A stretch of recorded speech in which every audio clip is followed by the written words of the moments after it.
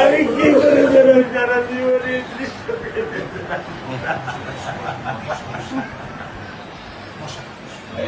আমার এই দৃশ্য আমি কি দিয়ে পূরণ করবো? আমার মেয়ে শুক্রবারে আমার সাথে মসজিদে নামাজ পড়ে, আমি দুই নামাজ বাসায় পড়ি স্যার, কারণ ও আমার সাথে নামাজ পড়তে পছন্দ করে। সবচেয়ে আগে যেটা এই মুহূর্তে আমরা করতে চাই সেটা হচ্ছে যে এই অন্যায়ের সাথে যে জড়িত তার বিচার আমরা আগে করতে চাই। দুই নামাজ আমি ওকে নিয়ে স্যার আমার বাসায় পড়ি স্যার। আল্লাহ আমি জানি না আল্লাহ তারা আমার কোন পরীক্ষা করেছে, এই দুঃখ এই কষ্ট মৃত্যু ছাড়া আমার আর কোনো শেষ নেই স্যার, আর কোনো শেষ নেই।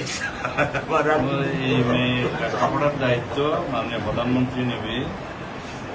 তো আপনাদের শক্ত হতে হবে না, আপনার তো বড় মেয়েটা রয়ে গেছে, এখন তো ওর জন্য আপনাদেরকে শক্ত থাকতে হবে স্যার। সত্য কথা, আমি যখন ওকে ভ্যানে পাঠাই আমি খুব বল পাই। আমি কালকেও বলে দিচ্ছি যে আমি আর ভ্যানে দিব না, তুমি প্রতিদিন ওকে রিস্কায় নিয়ে যাবা, রিস্কায় করে নিয়ে আসবা।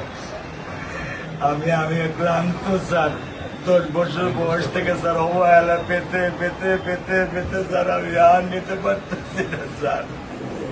আল্লাহ আমার ভাগ্যে দিচ্ছে, আমি কি করতেছি কি করব? ঘরের ব্যবস্থা বলেছেন মেয়ে লেখাপড়া হবে, ধৈর্য ধরো, ইনশাল্লাহ বিচার হবে খুব সংক্ষিপ্ত সময়, কারণ এর থেকে বেশি বলতে পারবো না, কারণ আদালতের বিষয় তো। আমরা চার্জশিট দেবো ইনশাল্লাহ এই 24 ঘন্টার মধ্যে। আমি সত্য কথা বলি, আমার 55 বছর বয়সে আমি এত দ্রুত, এত সুন্দর, এত সুচারুভাবে আমি কখনো দেখিনি। এটা আমি বুঝতে পারছি না, এটা তো বুঝতে এটা আমি বুঝতে পারছি স্যার। এটা প্রধানমন্ত্রী চলে আসছেন, এটা আমার সৌভাগ্য। আমি সত্যিকার ভাবে স্যার আমি বলি, আমি এটা স্যার প্রত্যাশা করিনি যে আপনার মতো মানুষ আমার এই 10,000 টাকার একটা ফ্ল্যাটে স্যার আপনি পা রাখবেন, কিন্তু এই বিশ্বাস ছিল যে আপনি আর 10 জন না। যে মানুষ ট্রাফিক সিগন্যালে দাঁড়িয়ে থাকে, নিয়ম মেনে চলে, সে মানুষকে বুঝতে স্যার আমার এইটুকু বয়সে স্যার যথেষ্ট স্যার। স্যার আপনি কি ধৈর্য ধরবেন? আমি ওকে কোনো নিয়ন্ত্রণ করতে পারতেছি না। আপনার সন্তানের এই অবস্থার জন্য যে দায়ী তার বিচার ইনশাল্লাহ হবে, সেটা শীঘ্রই হবে।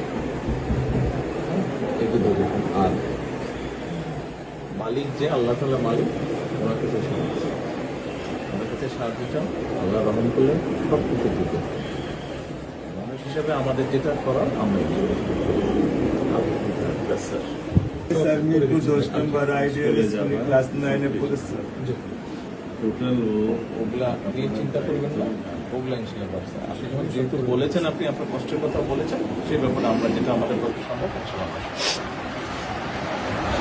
আপনি কিছু বলবেন? বল। না, আমার স্বামী যেটাই বলছে এটাই আমার চাওয়া। স্যার আপনি আমাদের একটু মেহরবানি করে আমাদের খেয়াল রাখবেন, মেহরবানি করে দেন। আমরা প্রথমে সবচেয়ে আগে যেটা এই মুহূর্তে আমরা করতে চাই সেটা হচ্ছে যে এই অন্যায়ের সাথে যে জড়িত তার বিচার আমরা আগে করতে চাই, তার বিচারের ব্যবস্থা আমরা আগে করতে চাই। এইটা আমরা আগে প্রথমে করতে চাই। আপনাদেরকে শক্ত থাকতে হবে, ধৈর্য ধরতে হবে, ওর দিকে তাকে শক্ত থাকতে হবে। এক সন্তান আল্লাহ নিয়ে গেছে, আরেক সন্তান আপনার কাছে আছে, ওর কথা মনে করে আপনাদের শক্ত থাকতে হবে, ওর দিকে তাকে। ঠিক আছে?